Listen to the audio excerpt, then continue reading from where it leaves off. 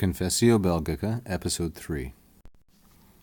At multo clardris et manifestius de inceps se ipsum nobis ille, in sacro suo et divino verbo patifacet, quantum quidem id ad gloriam ipsia suordrumque salutem in hoc vita expedit. Salmus undivigenti ad Ephesos quatuor et sex, secunda epistola ad Corinthos quatuor et sex. Confitemur hoc Dei verbum non fuissa ulla humana voluntate aut alatum aut traditum, sed sanctos Dei virdros divino afflatos spiritu illud elocutos esse ut testator divus Petrus. Secunda epistola Petri, primi capituli, versiculi, vicesimi et primi. This is the conclusion of Article 2, the ways in which we know God. But, at, and this conjunction at is a weaker form of sed, but far more clearly or evidently and obviously manifestius. From this, then, does he, patefacet, make himself known, say ipsum, does he lay himself open or reveal himself to us, nobis.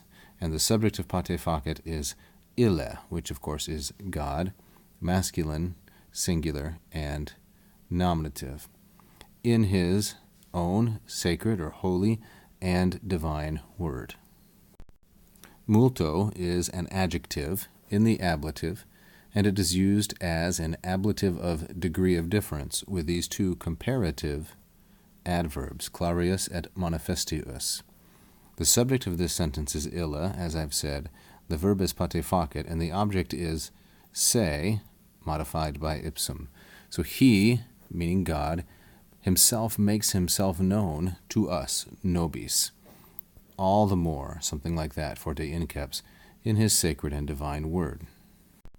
He does this as much, in fact, quantum quidem, as expedit, as is expedient or as is suitable to his own divine glory and the salvation of his own people, suorum salutem, in this life. So the object of expedit is id. We have quidem here, which is used adverbially, as is quantum.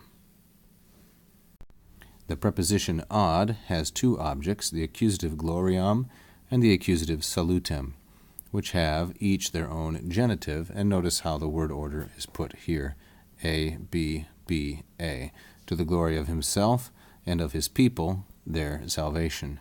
And then there are three proof texts added, Psalm 19, Ephesians 4, 2 Corinthians 4. Now, Article 3, we confess, confitemur, and this introduces oratio obliqua, indirect statement, that hoc verbum, those are both accusative as the subject of the indirect statement, that this word of God, hoc Dei verbum, non fuisse, has not been aut alatum, aut traditum, either delivered or passed down, ulla humana voluntate, by any human will. And these three words are in the ablative, and they're feminine and singular, because voluntate is the feminine singular noun, modified by both ulla and humana, and they're used as ablatives of means.